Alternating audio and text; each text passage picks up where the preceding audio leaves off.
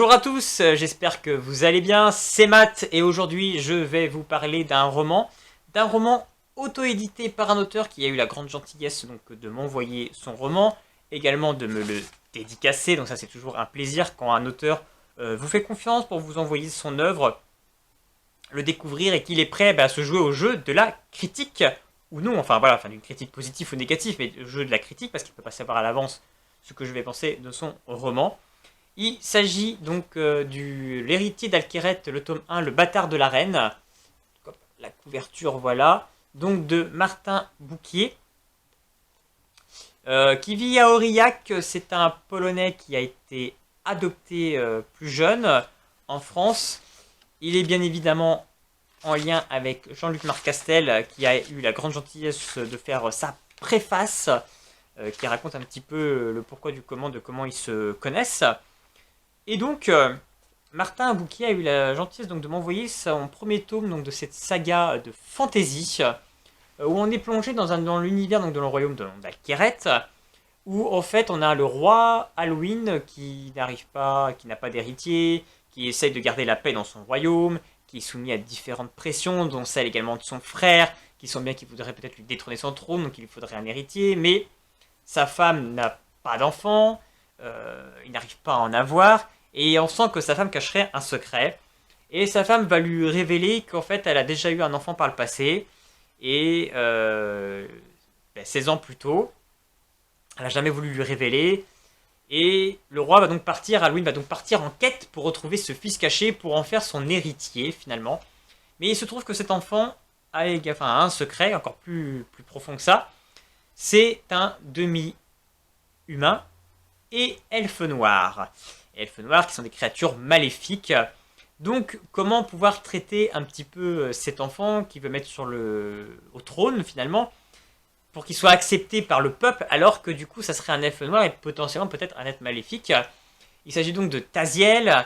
On va donc suivre également ce jeune homme qui va donc se retrouver projeté comme ça au royaume, avec des responsabilités, avec l'apparition également de ses pouvoirs d'elfes noirs qui apparaissent, qui doit essayer de les contrôler, pour pas être vu forcément comme un démon.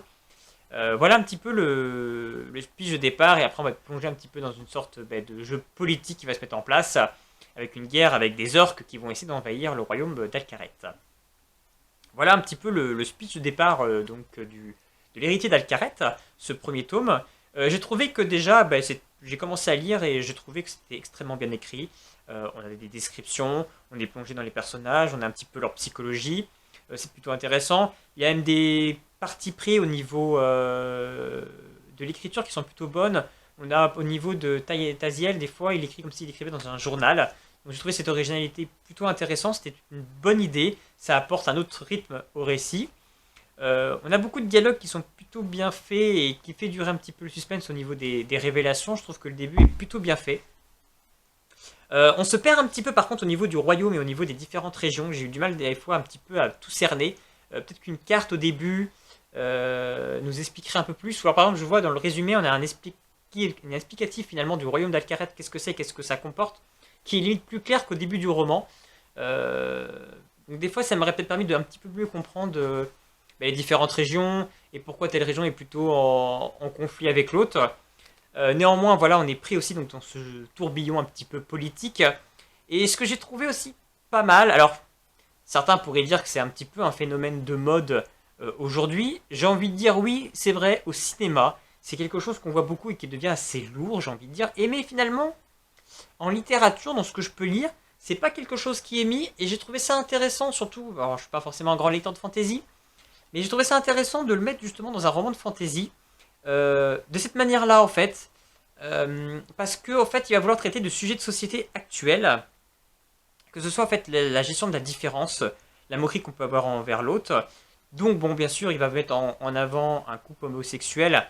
Donc ça, bon, ça fait écho avec des problèmes de société aujourd'hui. Mais donc peut-être que ça, certains pourraient dire oui, c'est pour surfer sur la vague aujourd'hui. C'est vrai qu'on essaie toujours maintenant de cloquer des couples homosexuels, mais j'ai trouvé ça intéressant parce qu'en fantasy, c'est quelque chose qu'on n'a pas forcément l'habitude.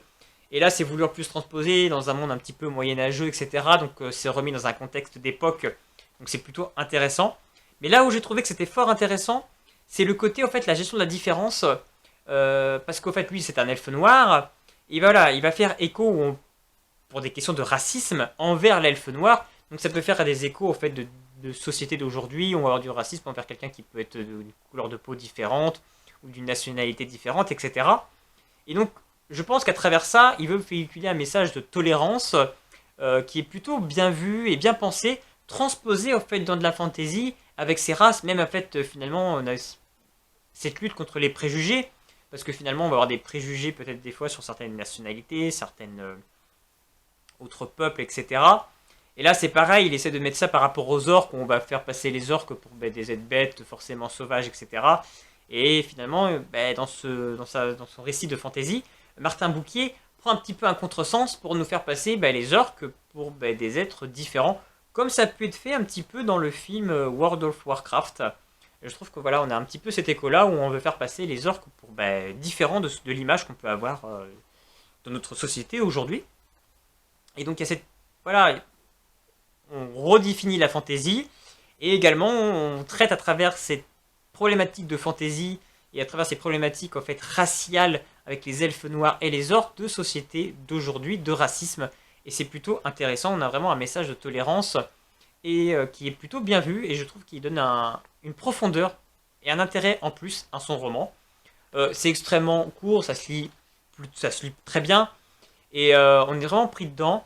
Il y a peut-être eu quelques raccourcis, des fois ça va peut-être un petit peu vite, ça saute peut-être rapidement sur certaines choses, mais j'ai trouvé ça plutôt intéressant. En plus, le roman peut le découper en différentes parties.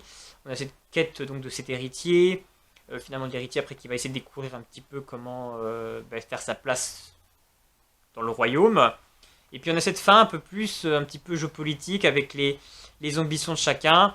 Et voilà, et ce départ sur la fin pour faire partir sur un tome 2 et sur une nouvelle quête. Donc je trouve qu'il y a de très bonnes choses, je trouve qu'il y a des très bonnes idées, c'est plutôt intéressant. Je peux que vous conseiller d'essayer de le découvrir, parce que c'est quelque chose bien évidemment que vous n'allez pas voir en magasin, on est sur de l'auto-édition, il essaie juste de se faire connaître par lui-même. Et je trouve que voilà, c'est un auteur à mon avis en devenir, à soutenir.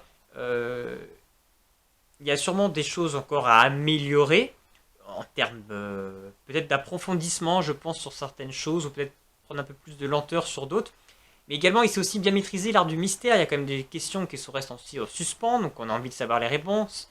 On sent que la mère de Taziel cache aussi beaucoup de choses autour du père de Taziel, donc l'elfe noir avec qui elle était. Donc il y a beaucoup de choses encore à explorer. Et voilà, il y a un fort potentiel, je pense, à nous amener sur beaucoup de choses.